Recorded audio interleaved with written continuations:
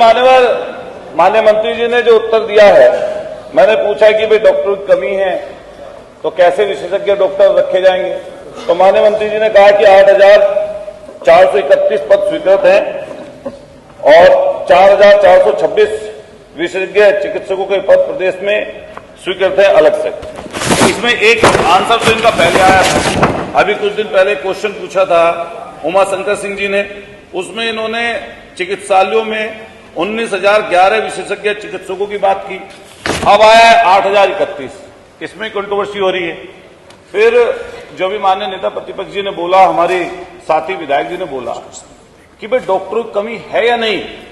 पहले सबसे पहले तो यही सवाल बनता है, आप किसी सीएससी पर जाते हैं, पीएससी पर जाते हैं, वहां सबसे पहले सबसे गंभीर जो परेशानी दिक्कत में व्यक्ति होता है सीएससी पीएससी पर पहुंचता बने, और सीएससी पीएससी पर हाल ऐसा है, ना वहां हड्डी का डॉक्टर है, ना वहां गायनी है, ना वहां रेडियोलॉजिस्ट तो पूरी की पूरी जगहों पे ही कहीं नहीं है, वहां नहीं, ना वहां पे सर्जन है, ना वहां पे अन्य कोई ऐसा विशेषज्ञ डॉक्टर है। हम माननीय मंत्री से पूछना चाह रहे हैं कि आपके मेडिकल कॉलेज और सीएससी पीएससी सहित जिला जो अस्पताल हैं उनमें आपके टोटल पद कितने स्वीकृत हैं विशेषज्ञ डॉक्टरों के, और उनके सापेक्ष पिछले सालों में आपने कितनी भर्तियां की हैं और कितने पद आपके सृजित किए गए।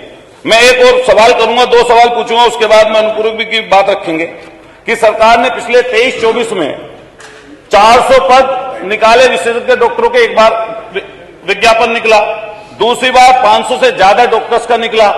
इसमें कितने डॉक्टर्स विशेषज्ञ आप लोगों ने भर्ती किए या कितना को चयन आप लोगों ने किया, ये माननीय मंत्री जी बता दें। दूसरे नंबर पर जो विशेषज्ञ डॉक्टर हैं, एक आपका चयन होता है उत्तर प्रदेश लोक सेवा आयोग से, जो लोक सेवा उत्तर प्रदेश आयोग प्रयागराज है, एक तो उससे चयनित करते हैं आप, उनकी तनख्वाह रखते हैं 60 से 70 हजार। एनएचआरएम जो है उससे आप लेते हैं, उससे आपने यहीं पर सदन में खड़े होकर कहा कि हम 5 लाख तक देना चाहते हैं। एक खबर छपी कि भर्ती 70 रेडियोलॉजिस्ट की भर्ती आपने निकाली, आपका डॉक्टर एक भी नहीं आया।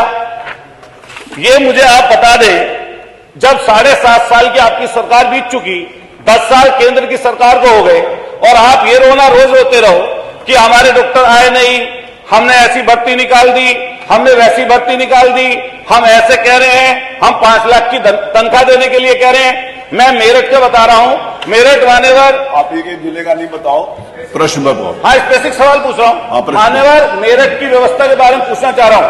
हमारे यहां मेरठ में रेफर सेंटर है, मेरठ मेडिकल कॉलेज। उस मेडिकल कॉलेज में आसपास के सारे जिलों के मरीज रेफर होकर पहुंचते हैं। जब वहां पर पहुंचते हैं मान्यवर, वो ऐसी स्थिति वहां पर बनी हुई है कि वो रेफर कर देते हैं हायर सेंटर, और उससे हायर सेंटर सिर्फ दिल्ली में है, इससे नीचे का नहीं है। और यहां तक की इतनी बुरी स्थिति है जिसके बारे में मैंने आपको अवगत कराया था। माननीय अध्यक्ष जी, आपकी परमिशन से कहना चाहता हूं, माननीय मंत्री से मैं व्यक्तिगत रूप से मिला, और मिलने के बाद में मैंने अपने सीएससी फलावदा का जिक्र किया कि सीएससी को चले हुए 4 साल हो गए, वहां पर गायनी तक नहीं है। माननीय मंत्री जी ने आदेशित कर दिया, प्रश्न करोगे मैं मिला कि नहीं मिला, माननीय मंत्री जी ने आदेशित कर दिया, आज तक आपके कहने पे वहां पर एक डॉक्टर सीएमओ ने वहां पर नियुक्ति किया, तो हम कैसे जानेंगे कि मंत्री जी आपका इकबाल बुलंद है? आपका इकबाल मुझे लग रहा है या तो दिल्ली पहुंच गया या प्रधान, आप प्रश्न पे आइए सीधा प्लीज। मैं पूछना चाहता हूं साफ स्पष्ट, जो आपने सीधा प्रश्न करिए, निकाला, मैं स्पष्ट पूछ रहा हूं, सीधा प्रश्न करिए, सवाल पूछ रहा हूं, सीधा आप स्पष्ट बता दीजिए कि आपने पिछले सालों में जब से आप मंत्री बने स्वास्थ्य विभाग के, कितने विज्ञापन निकाले विशेषज्ञ डॉक्टरों के, और उनके सापेक्ष आपने कितने डॉक्टरों की भर्ती की? दूसरा, आप जिस तरह एनएचआरएम के माध्यम से 5 लाख की तनख्वाह पर डॉक्टर रखने की बात कर रहे हैं, क्या आप उन डॉक्टर जो पहले से वहां पर काम कर रहे हैं और नौकरियां छोड़ छोड़ कर जा रहे हैं, क्या उनको भी वही तनख्वाह देंगे या नहीं देंगे?